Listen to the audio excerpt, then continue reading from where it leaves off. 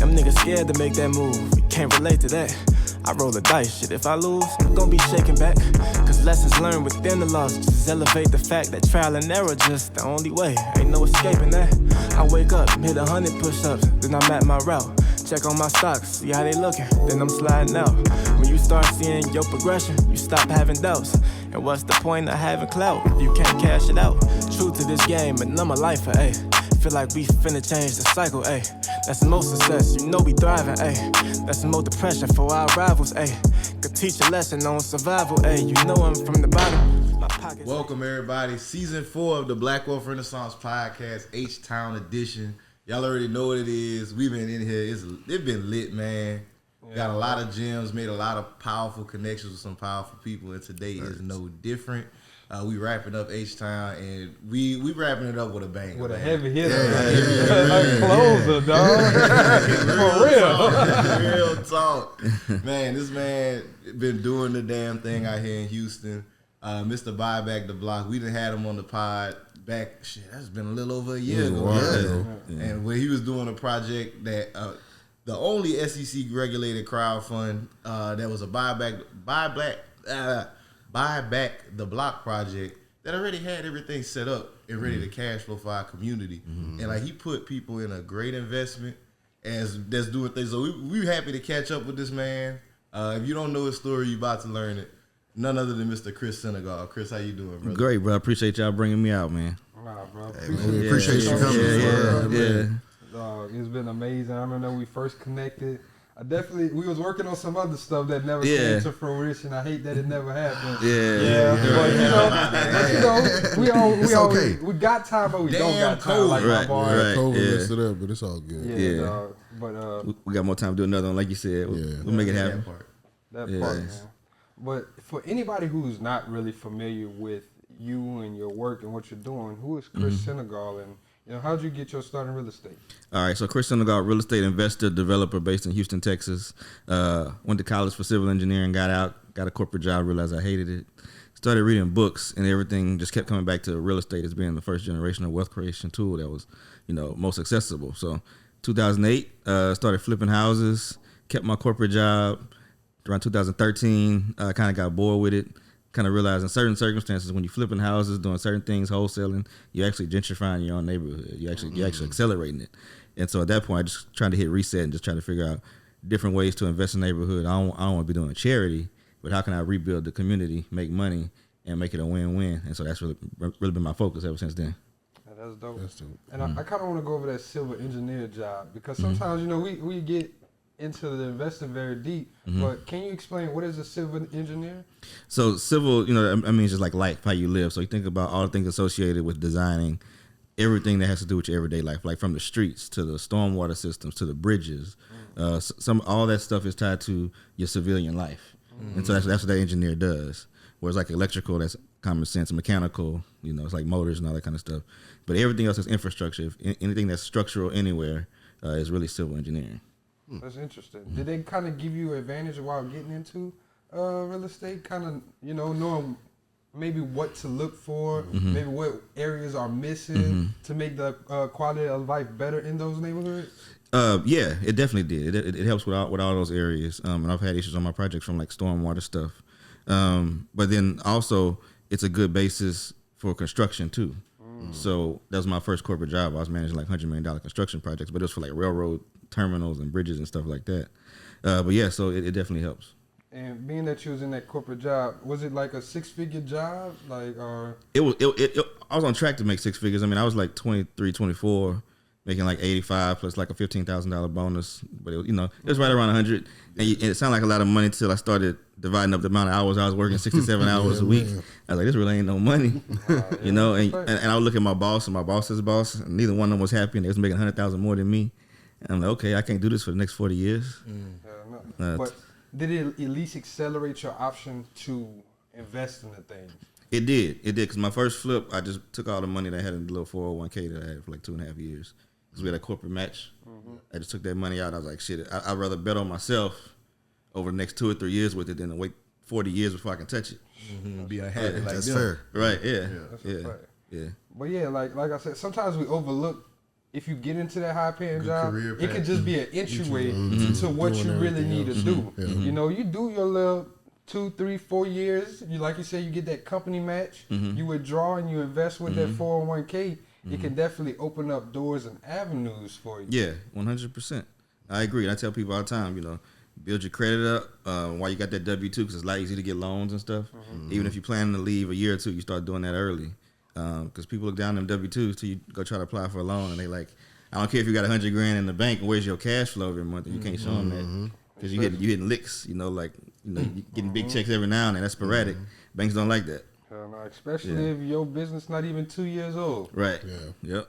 And not fucking with it. At all. Fact.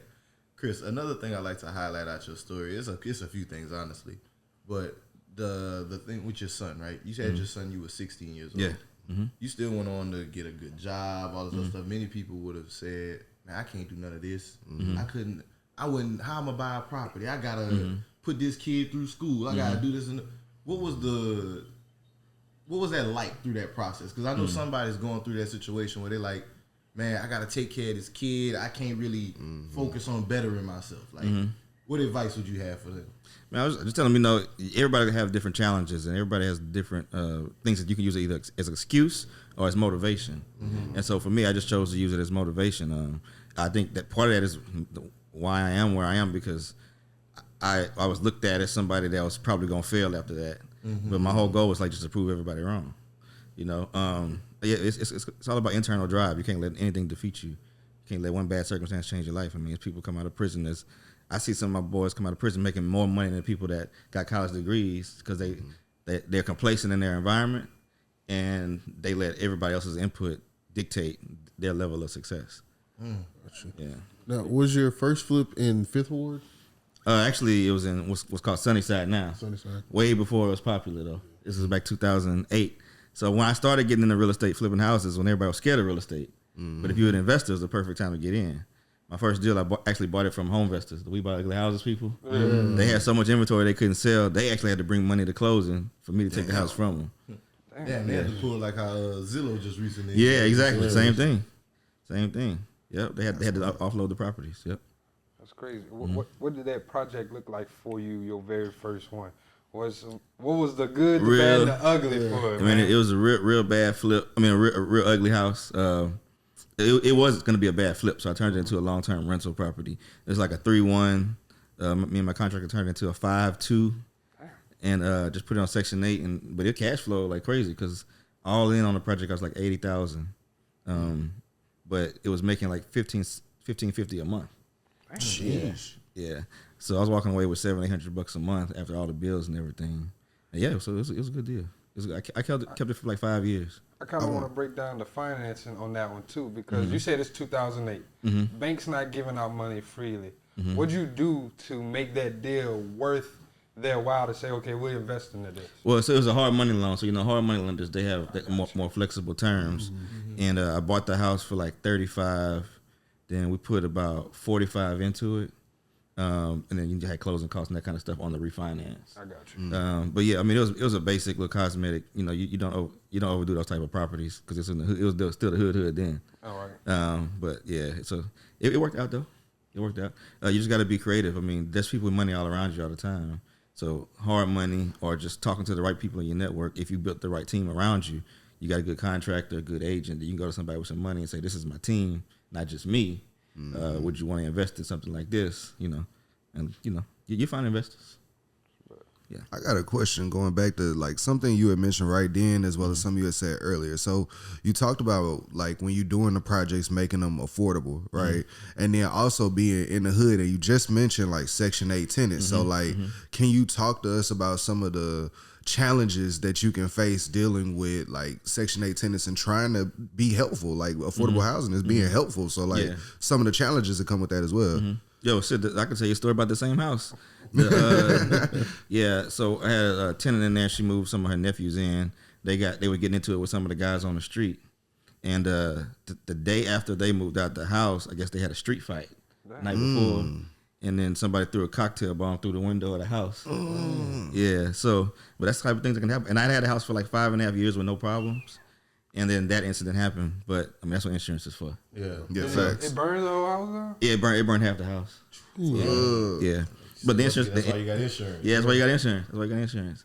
But that's the type of thing that can happen. You know, it could be going really well for a long time, and then something bad could happen. But that's not to say rich people don't do the same thing. People throw wild parties and damage rental properties too. That's what I was about to say. So does that deter you from investing in the hood, stuff like that? Nah, not at all. Not at all. I mean, you just have to have your risk tolerance. You know, you got to have a plan for when those things come about. That's just part of any business. You know, yeah. You still got that one, or you offloaded it? I sold that one. Yeah. In 2013, when I shifted out of like the single family model and decided I was trying to do bigger projects, I just liquidated all that stuff so that I could have some cash, and so that when the bank looked at all the loans I had on my balance sheet, it'll be empty. It'll be zero.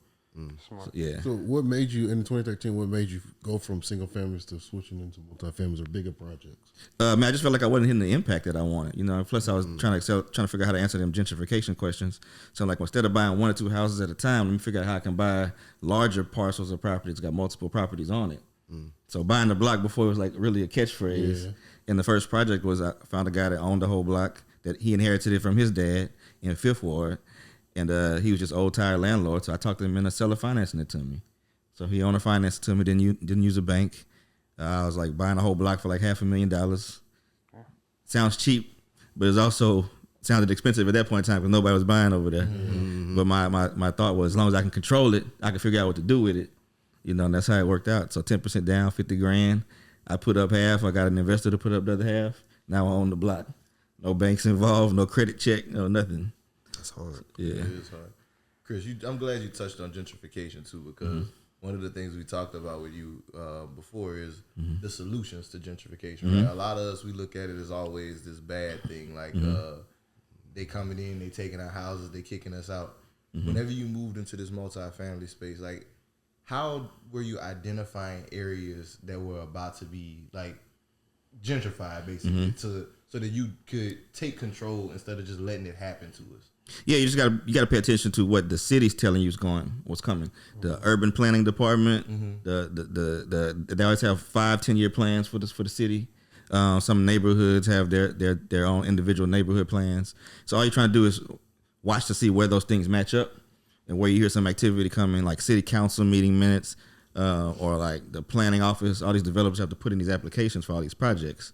So you either try to check that route, or you wait to see some activity going on in the area. You start seeing a bunch of for sale signs, you start seeing some new construction, and it's one of our neighborhoods, then you know it's about to change. That's how it always starts. In Houston, it was a pattern going around the city, like kind of clockwise, and the 5th Ward was like that last area. So that's what kind of gave me an idea. It's like, okay, eventually it's gonna come over here. So you just gotta look at all those different things together. Yeah. Kind of speaking on gentrification, you had a post recently on Instagram. I guess it was a post from Atlanta. It was like a big, nice, renovated house, and then next to it was, I guess, an apartment complex. That was like it was on its way back. Somebody's gonna probably gentrify it too, but you said you would buy it and do a lot of different things to it to kind of keep rents the same. Can you explain that concept? Yeah, so this is what I did for that crowdfund, for that $1 million project. People, one of the things we'll talk about gentrification is the renters, right, and how they get displaced, and somebody needs to put some type of rent control. They want the politicians to fix it. You know, they want everybody else to fix it, but nobody wants to take control of it. Well, if you want to control the rents, you better own the damn real estate yourself. It's just your own rents. Number one. Number two, you figure out creative ways to make money off of some of the units that you don't have to raise the rents on everybody else. So that's what I was talking about in that scenario. So what we can do in our own neighborhoods is when they go into gentrification, you know property value is going to go up, right? And you get return on investment 2 ways. It's either out of cash flow or it's out of asset value appreciation, right? So if you got a number in here, say you want to make 15%, you know the property value is gonna go up 15%. Then technically you've met your goal for that year on the returns. That way you don't have to worry about going and raising the rents on the residents to increase the cash flow.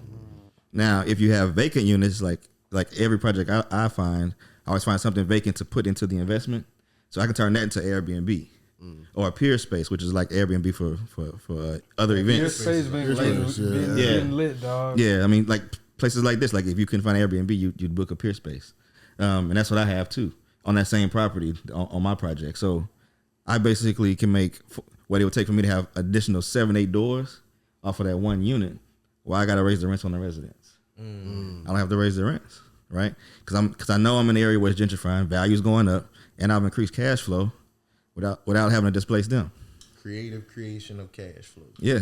I think this is so amazing. That from what we've heard from multiple guests that we've had in Houston, man, is a lot of, and especially in real estate, it's been a lot of we're trying to solve a problem. Yeah. Right. We know gentrification is happening. How can we keep rents the same? That's solving that problem. I think that's really, really dope, and it makes a huge purpose in what y'all are doing. I really do appreciate that. Yeah, man. I mean, that's how we feel like, especially in Houston, it's the last historically black neighborhood that hasn't gone through gentrification. So we can have a lot of control over the narrative and take a lot of the excuses away of what usually happens during that process. Yeah. I love that, dog. So last time we talked, we talked about the project. What's new with you, Chris? What you working on? What's some stuff you can talk about? Oh yeah, I can talk about pretty much everything I got going now. So the first project I had was the first component of gentrification I'm always trying to fight, which is how do we bring higher incomes back in without displacing people. That's why I bought the grocery store site. That's the one I'm talking about with the first owner finance deal. So all those houses for that first phase are bought and sold. I mean, built and sold. Let's go. Yeah. Yeah, so I had to set my own comps because there's no new construction in that neighborhood. Now it's a bunch of other people doing construction projects over there now. All black buyers, young black working professionals. There we go. Yeah, they got equity now. I was selling them for like $280, $300. Now all their houses worth about $320. Hell yeah. Setting them up. Setting them up for the win. Right, Yeah. because all the activity in the neighborhood. Then the second project, that's the crowdfund. We raised a little over $1 million. That's the portfolio I was just talking about with the residents. Some of them been there 30 years. They still there, haven't raised anybody's rents. $550 to $700 a month for 1 or 2 bedrooms. But the revenue's doubled because I got a peer space over there. Matter of fact, Own Network was shooting a series there last week.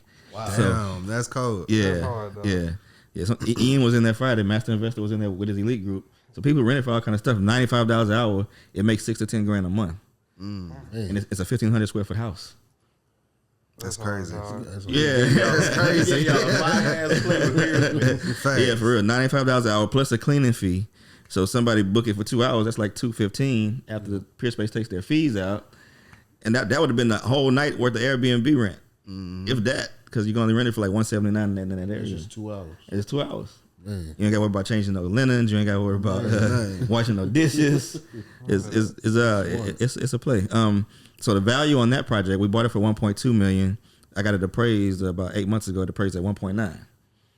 So the value's going up significantly. We've increased the revenue. All the investors, I paid our distributions. Be the third time this month. So the only crowdfund to raise over $1 million, max out at that time, and pay distributions out in the first year, and we on round number 3 of payouts. Because I bought something that already had cash flow tied to it instead of buying something that needed a lot of work. Man, that's hard, dog. Yeah. And then my big project, bro, this is my baby. I was approached by a church, the first mega black church in Houston. A lot of churches are downsizing now. Well, we all know in our communities, they own like some of the best real estate too.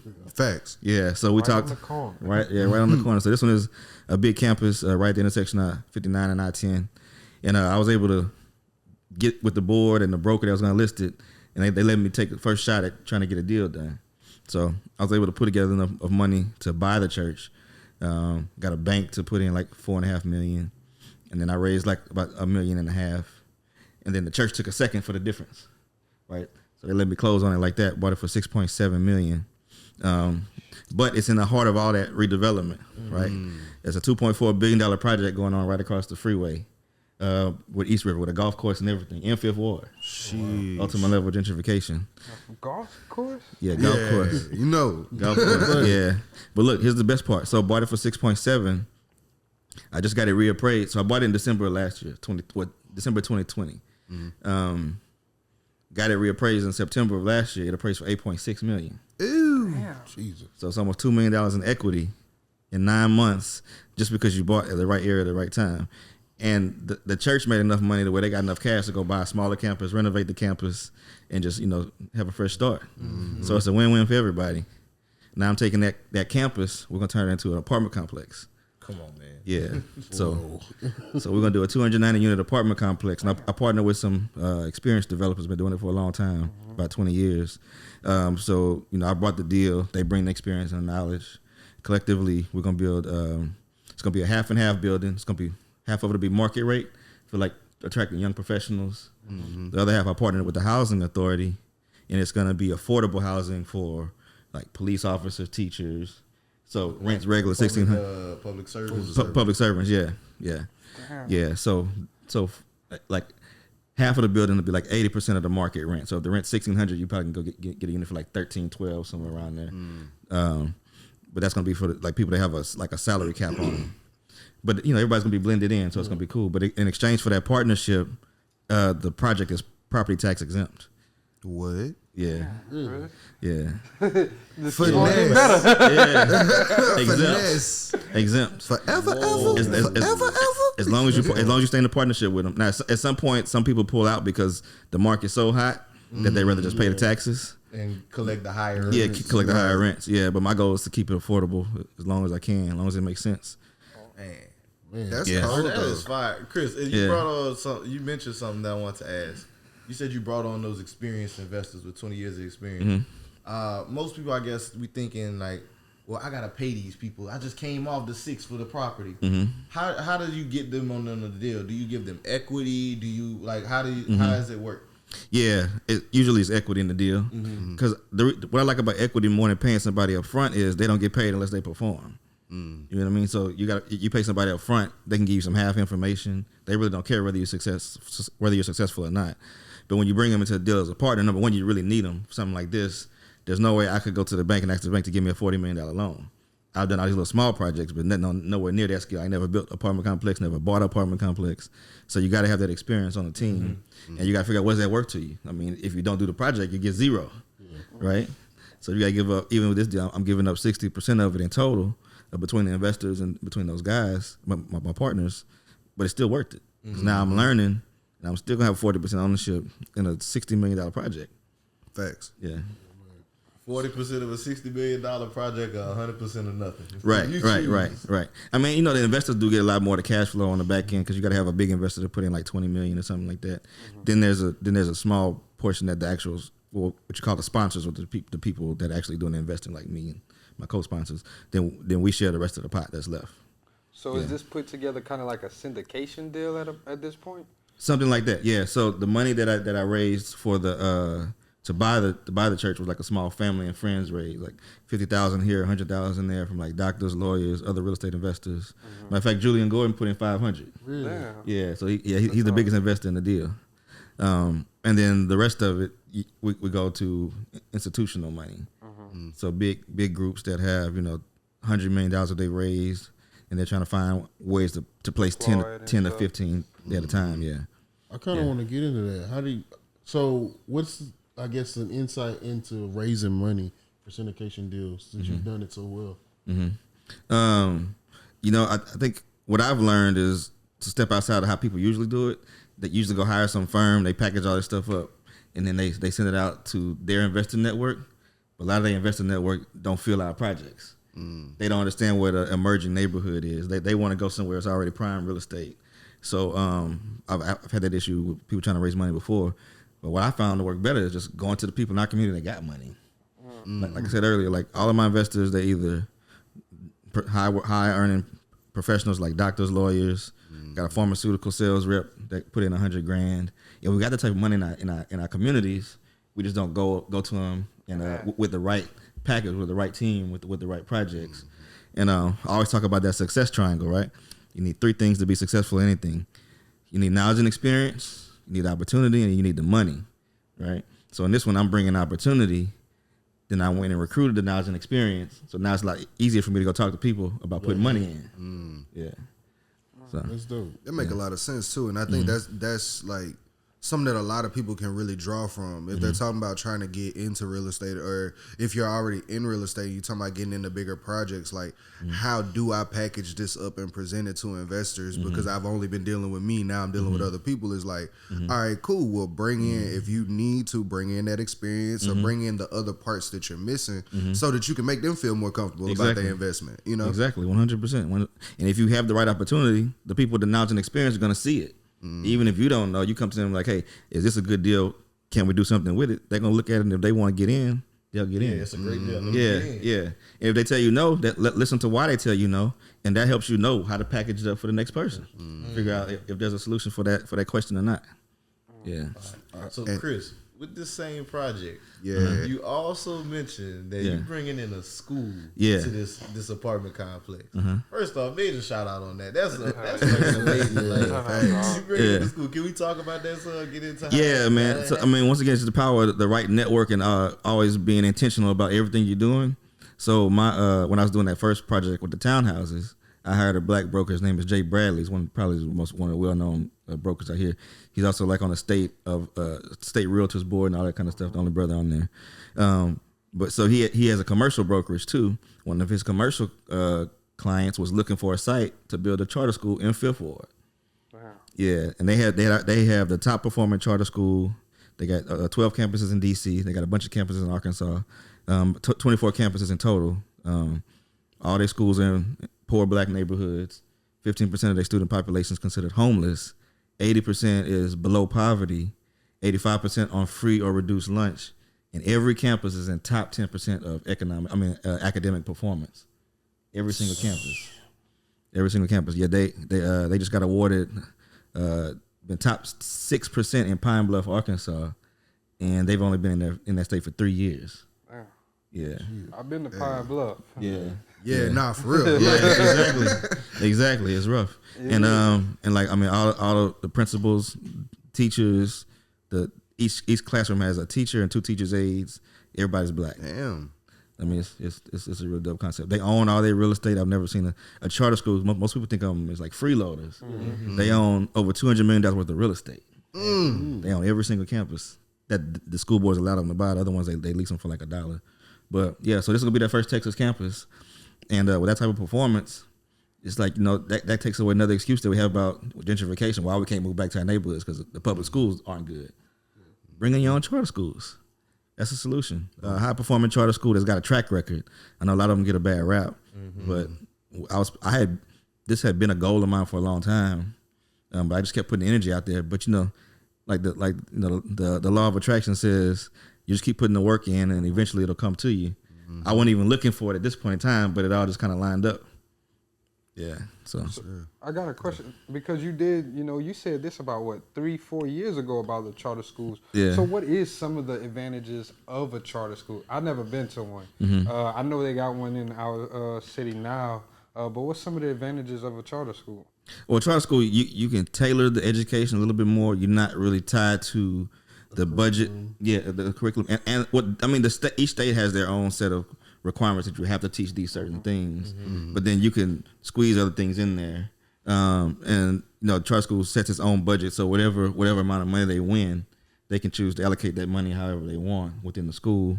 And for instance, like with this school system, man, they have a strong underlying message of it doesn't matter where you come from, you know, it doesn't matter what you look like, you know, you can be successful in anything.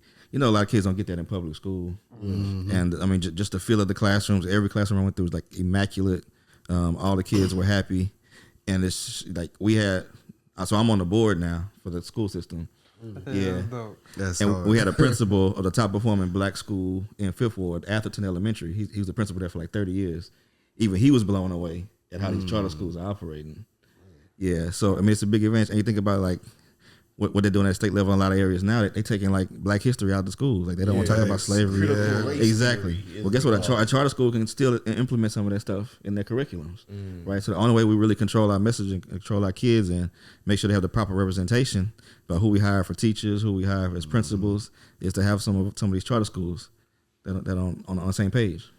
I got a question. So, like, I know you said 15% of their students are homeless.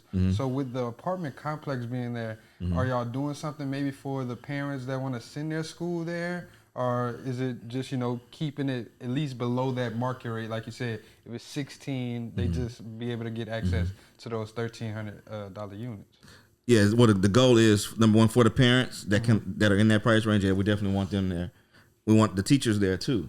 Because a lot of times what happens is the teachers that work at inner city schools don't have anywhere close to the school to live. So now they got those long commutes. So that's part of this charter school system's plan too, strategically making sure that there's housing for the teachers really close to the campus. So they don't have to worry about the transportation expense. They're close to the school. And yeah, we want the parents to be living there too. This charter school program, they also have programs for the parents that are like having challenges like getting jobs, reading. They have like career readiness for them too. So the goal is, that's gonna keep the building occupied too. Because if you like work for the city or you work for the police department and administration and you got a certain fixed amount of income, it's like you got a built-in free daycare for your kids. Because the pre-K center is going to be in the building. The pre-K 3, pre-K 4, then they're going to transition the kids and they grow into the elementary school program.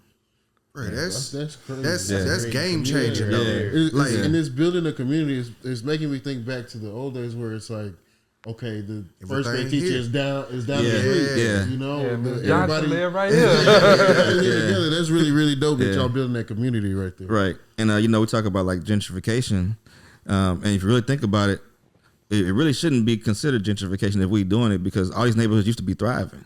Like before desegregation, every business owner, every boss, every bank, every lawyer, every doctor lived in the neighborhood. Right, the schools were in the neighborhood. And we had like 0% unemployment rate almost because we was hiring ourselves, and we forget about that part of the story. We just want to talk about Black Wall Street. They got bombed, but we forget every city had a Black Wall Street. And that's really all we're bringing back. So everything y'all just said is what my focus is on bringing back, showing how we can do it without displacing the people that's there. And that's one of the coolest parts to me because like people, if you look at it online, people will swear up all day, that like there's no way that you can do this and make it profitable and make it like to where it's available to all these people, but you are, you know what I'm saying? And like what Kelly was saying, I was definitely gonna comment on that as well. Hey, put on my little Hotep hat. You know what I'm saying? I like what you doing, my brother. You know what I mean? Nah, because that's cool. Like you bringing that community element to it. You bringing in teachers. You bringing in and like even the thing like none of us have kids, but like I know that the cost of childcare be breaking the fuck out of some of these parents. Like I'm trying to work, but I can't put my kids somewhere so that I can earn enough money to consistently put them somewhere. Like that's gonna be a game changer just for that community alone. So that's really dope, bro. Yeah. No, it is, man. It's powerful. And like I said, it's just attracting the right partners, attracting the right energy around you. That's how this group came together. So that's hard. So I got a question. So if I'm new to, I want to be and start doing big development projects in my neighborhood or in my area. What are some things that I need to look forward to or do to start doing that? Number one, I'm gonna tell you, I get a lot of people that hit me up all the time and saying I got so much opportunity in my neighborhood. Everything's empty, everything's vacant. But there has to be a catalyst. There got to be some reason for you to do it. You don't want to be the only thing that's trying to attract people back. You know what I mean? So you got to wait till you see some sign of something going on, and then once you see that, figure out something to do around that project to where it's like you hedging your bet, right? It's like if I'm Burger King and I already see McDonald's being built over there, it's pretty safe to say that okay, a bigger company has done some research and this is a good area to invest in. So yeah, I say start there. Number two, understand what you really can build in that area. Like Houston, I'm lucky in Houston because there's no zoning, right? Really? Yeah. So like in other areas, you have to get something rezoned for different things. As long as you build to code here and you can like tap into the existing infrastructure or pay for more infrastructure to be put in, you can build whatever you want. That's dope. Yeah. That's kind of play off what Tyron told us yesterday with that. You can get in the permits process in like a day for existing structures. Yeah. Really quick. Yeah. So that, and then you got to understand like what's it going to cost you to do it, and then understand what's your exit strategy. If it's going to be something for rent, is this the right market for it?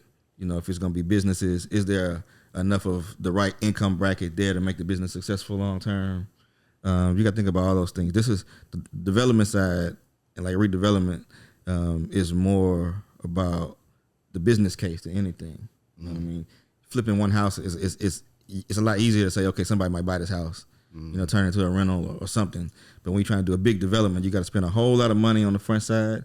Or when you're trying to go into any new neighborhood, it's gonna take you a lot longer to get it done because it's gonna be a lot harder to get money. It's gonna be a lot harder for you to find people that want to buy into it too.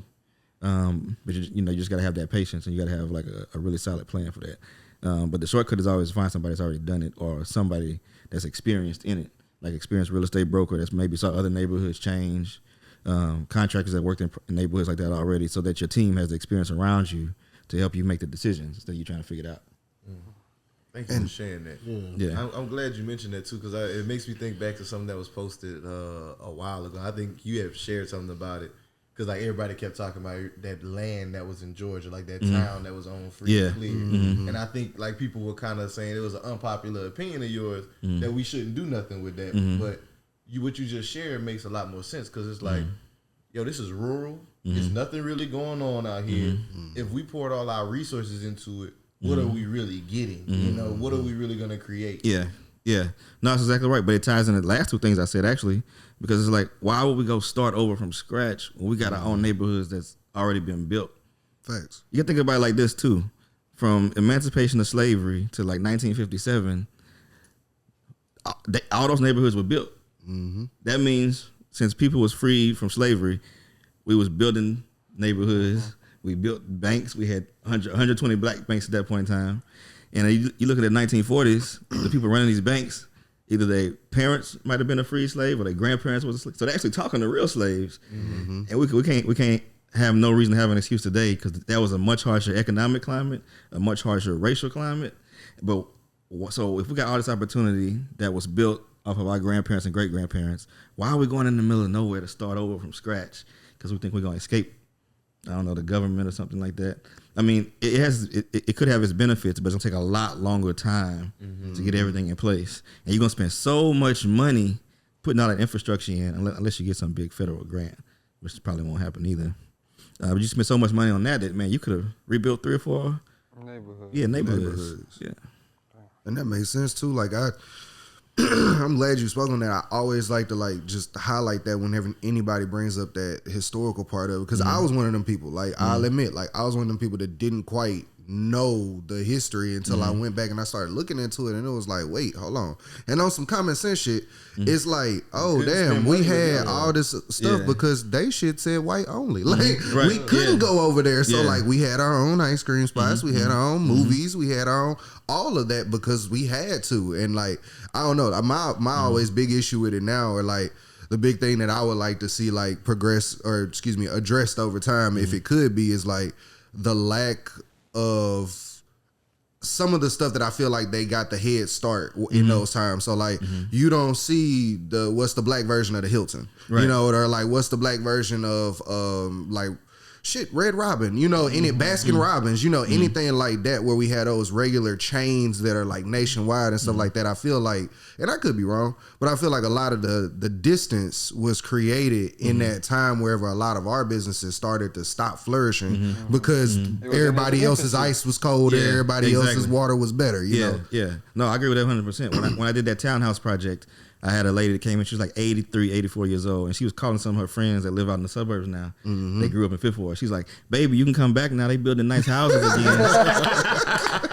But look, so then I stopped and I asked her, I heard what you said. Can you tell me a little bit more about that? She's like, oh, baby, when I was growing up, my grandparents had 2 businesses along Lyons Avenue, which was the business street. And she's like, after desegregation, she said, all our neighbors, all our friends, they left. They stopped supporting our businesses. Our family had to close down all of our businesses. She said, I stayed in the neighborhood. A few other people stayed, but I keep in contact with some of my friends who basically feel like they abandoned us. So that's the side of the story we don't talk about a lot. So some of it was like, that they did steal a lot of money out of black banks. They did redline, but then we also lived. We put the nail in the coffin when we left. And like we talking about, like with the hotels, like the Hilton, you said that's a perfect example. Y'all know who A.G. Gaston is? I've heard the name. Arthur Gaston. So he funded the civil rights movement. So like the buses, when everybody got to get bailed out of jail, he was doing all that. He was insurance and hotel owner. So when all the civil rights leaders came down to the South, was he out of Memphis? No, Birmingham. Okay, but yeah, Alabama. Yeah, when he came down to the South, he housed everybody. But unfortunately, after desegregation, he had to close some of his businesses.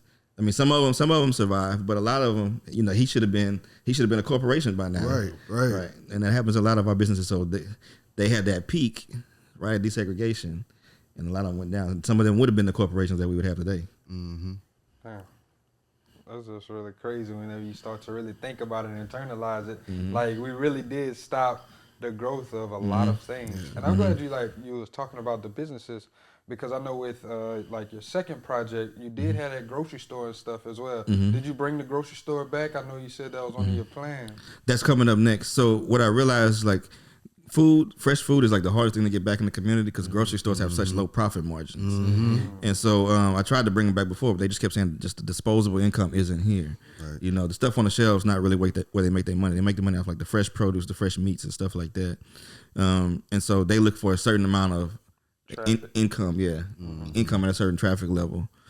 So my goal now is to bring the rooftops in. So doing projects like bringing the apartment complex in, you know, doing more of the new construction on the vacant lots and stuff like that. Eventually, it'll be enough of us back over there with enough money. To warrant it. To where it makes sense. Yeah. That's real though. Like, and I love it because it's brick by brick. You know, you're finding the problem, addressing the problem. All right, cool. Let's get to the next step. Yeah.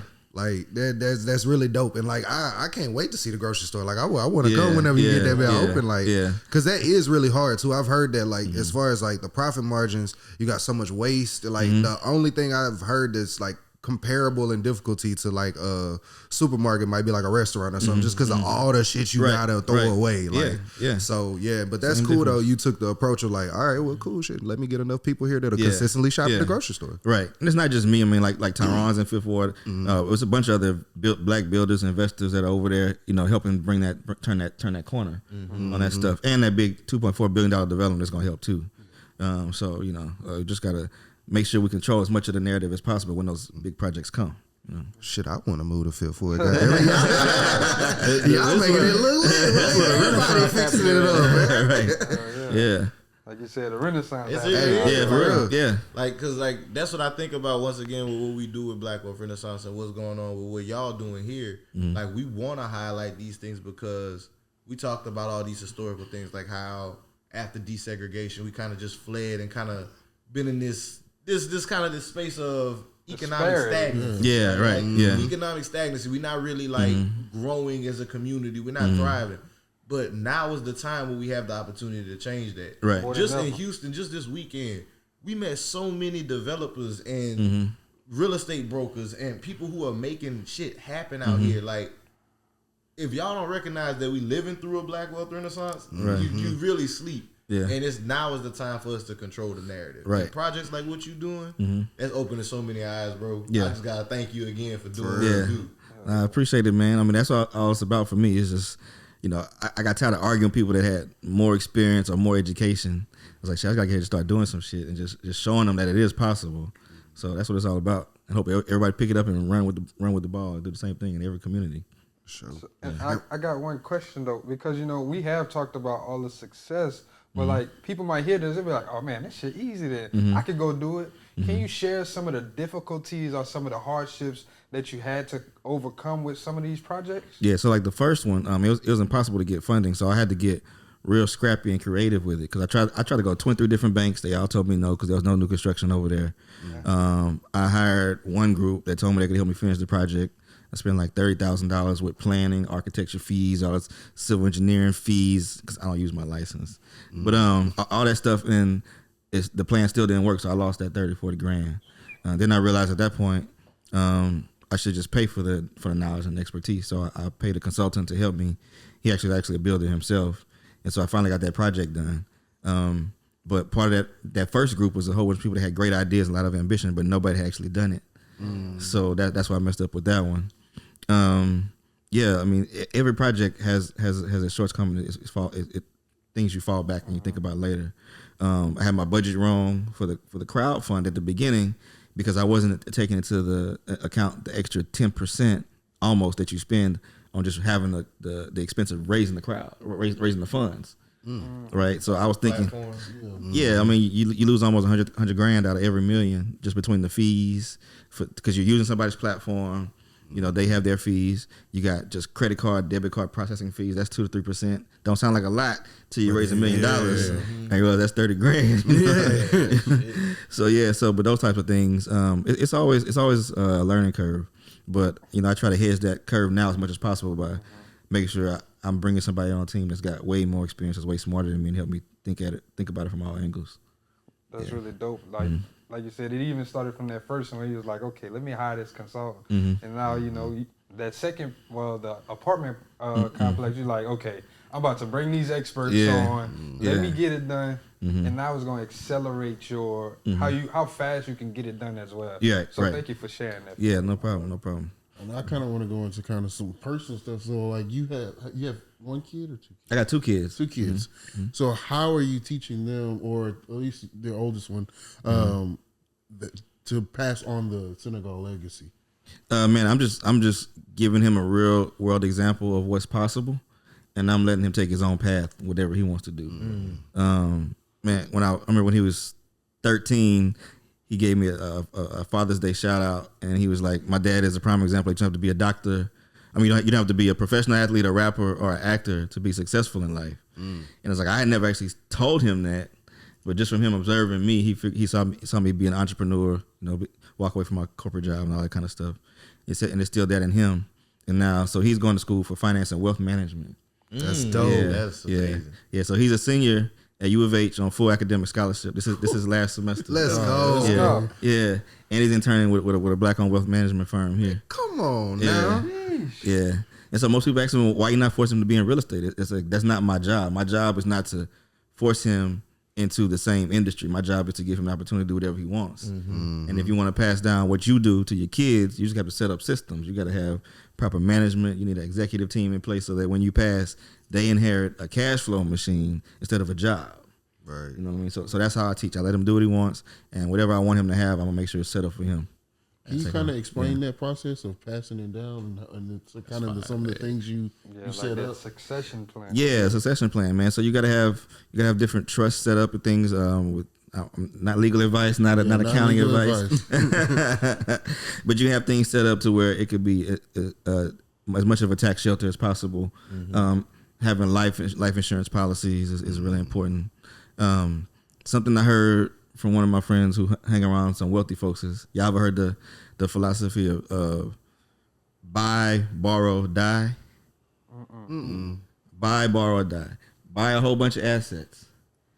Keep the debt on them low in the beginning. But then when you get older, pull all the equity out of everything. Live off of that tax-free money. Then have a whole bunch of life insurance policies. When you pass, That equity. the insurance pays off all the stuff, and you pass all those assets down to your kids debt free. Wow. But you've lived the second half of your life Off your money. Off of your assets. tax free. Yeah. Hey, that's a hack. That was a gem. That's a gem, man. Buy, borrow, die. Buy, borrow, die. Telling y'all season 4 lit, man. Man. Buy, borrow, die. Nah, that one just bust my head because it's like in You insurance don't they think tell you like like that with insurance. Yeah, like they tell you like get enough to where you can cover all your debt, and most people just think like, all right, cool, I gotta have Pay enough off for my my mortgage, mortgage. different shit like that. My man said pull out everything and then just make sure you can cover it on the back end. Damn. Ain't no need for a reverse mortgage then. Right? Yeah. Damn. Bust your head, huh? Yeah, real talk. Like you could just hold on to the asset, borrow against it instead of mortgaging it out, so the bank gonna take the asset back whenever you die. You get to keep it. I think one of the most important things, though, keeping it from going into probate too, though, because that probate process can take a little point. Having the proper Yeah. wills and the estate planning documents in place. Yeah, we'll get with my girl. Yeah, Lily y'all on got to that get with one, our dog. girl Lily. We got a fire episode with her on that stuff. Yeah. But Damn, man, yeah, that- Chris, that- all right, now that- I gotta ask another question. Now, your son, he's in his 20s now, Yeah. right? But your daughter, that's your baby girl. Yeah. She what, like two now? Two Yeah. and a half. Yeah. So, do you think it's gonna be different for her? Like, 'cause 100%. your son grew up watching and observing. Yeah, my son everything. grew up. I was still a kid when I had him. I was 16. But yeah, he saw a different progress, the different process, which still I think was very important for him to see. He was with me when I flipped that first house we was talking about. He walked that house with me when he was like 7 or 8. So he's got to see the entire progression of everything I've done. And with my little girl, yeah, she's gonna have a lot of exposure, a lot of opportunities, and plus it's different raising a kid now. A different financial situation. I was in high school working at Taco Bell when I had my son. But yeah, I think she's gonna have a great experience. I'm gonna give her the same bandwidth to do whatever she want to do. Just to be able to support your kids and not really force them in any particular direction is really the goal. So You gonna spoil her too, though. Huh? oh yeah, she already spoiled. Daddy's little girl, man. She get whatever she want within reason. Yeah, the little girls always get it easier than the dudes. Yeah. Y'all gonna put us to work, but it ain't right. Right. You gotta show them how to work, though. Yeah, 100%, bro. But yeah, Character, though. yeah. Real talk. Well, Fellas, y'all had any other questions related to the real estate? Chris, man, well, I'm going to get to my favorite question. What's a personal finance tip or principle that you live by that you'd like to share with the audience? Man, I'm always going to say, dang, I got so many. I hate when I got to get just one. Give us 5 then. I mean, number one, personal finance is like, follow the blueprint, be safe, have that 6 months saved up. And then when you have investments, don't always think you got to come out your own pocket. There's a bunch of people out there that's got more money than you that actually have more bandwidth to even lose some of it and be okay. Never put yourself in a position where you are borrowing against like your primary residence for anything risky, because one thing goes wrong and you lose the one stable thing that you had, which is your primary home. So always leverage other people's knowledge and other people's money for whatever you're getting into.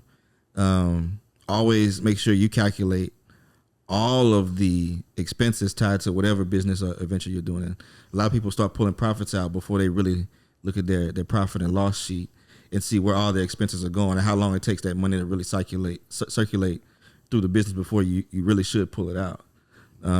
So those are two things that I talk about all the time. That's kind of high level, but I think we hear the basic principles all the time about diversification and all that kind of stuff. But I think those are two things where a lot of people that try to get into things get started, and that's what they end up losing. Because they don't pay attention to those two. Like that. That's better than 5. I think those two. That's perfect. That's perfect. Yeah. So, Chris, can you tell the people where can they follow you? Can they invest in any of their projects, or all investments, closed right now? Anything like that? Let them know. I don't have any open projects right now, but if they follow me, the next time I do have one, I'll be able to announce it to everybody. Just Chris Senegal on everything now. So just my name, Chris Senegal. I'm pretty sure y'all got it written somewhere in the title block or something. Yeah. I got you. Investor no more? No, I changed it because I seen we did that. Scammers? Nah, it was just too hard for people To for find stuff them. like this. Yeah. Like I would have to say _INVSTR. Yeah. People Mess they it up. still spell it wrong. Yeah. That's why we changed our Instagram. Man. Yours was what your name was before? Something crazy, dog. I don't remember. Too hard to damn find. Just That's change what it it to was. my name. Right, that's it. Keep it simple. Keep it simple. Easy branding across the board. Hell yeah. Yeah. So man. we get into Yeah, some so house yeah, cleaning. but before that, Chris, again, thank you, brother. Yes, Always appreciate a y'all. pleasure to speak with you and have you on the platform. Yes, sir. Definitely got to do it again. Whenever you launch another project, For sure. Let us know. We are Bet. Let's make it happen. We pulling up with the camera. We gotta come. Yeah. The camera crew in action. Yeah. Let's make it happen. For I sure. love it. For sure. Well, let me give y'all flowers. I appreciate what y'all doing for the community. You know what I mean? Y'all always bringing hot topics up. Y'all always keeping everybody informed. And y'all been at it consistently since I first met y'all. And I love to see the growth. I love to see the podcast and everything, bro. So, Brother, I yeah. appreciate This it. is We it. do Yeah. appreciate that, man. Season 4 is a little bit better now. it is. Now we out here in Houston. Yeah. So we still next time we're gonna hit somebody else before we book an Airbnb. Hey, look, we in this bitch, Yeah. So, thank you again, brother. Yes, sir. Well, before we get out of here, y'all, we'll hop into a couple house cleaning items. As always, y'all, thank y'all for listening week in and week out. Make sure y'all leave us that 5-star rating and review. We need that. We need the review, We need dog. that. Yeah. If y'all really fuck with us, take 5, 10, 30 seconds. Like, just say, yo, let us know. And, like, criticize us if you have to. We want to get better. And that's the only way we're going to get better, if you let us know where we falling short at. We're not going to take it to heart. We just going to We improve. love We're gonna make it feedback. better. Yeah. We love feedback. It helps us grow the show. And once again, it helps that algorithm get it to more people like you who need to hear this message, right? Because Black Wolf Renaissance, everybody need to know what's going on. Other than that, guys, y'all get our book, Manage Your Money Like the 1%. We got these courses, these products. I told y'all last time, buy our shit. And that's the fastest way to get in touch with us, and all of us, actually. If you buy it, get on podium and ask a question. I promise you we're going to get in touch with you. Promise you. These are facts. Promise you that. That DM not getting seen as easy as that other message. That's a fact. But BWRacademy.com or BlackWealthRenaissance.com, you'll be able to find all our products, all our services. Fellas, y'all got anything else for him? Hey, if you watching this on YouTube, you better subscribe. Goddamn it, subscribe. Yeah, that's what we need. Hey man, like you said, bro, like, comment, subscribe. I'm fiending for them comments, bro. Like, it ain't even got to be correct English. I just need what's lit, what's good, learn a lot. Like, you ain't even got to finish the whole sentence, bro. Like, I just need a couple words. Just hit me up. For sure. But on that note, beautiful people, this is Black Wealth Renaissance. In H-Town, sign it out. Sign out with the H on it. Yeah. When you start seeing your progression, you stop having doubts. And what's the point of having clout if you can't cash it out?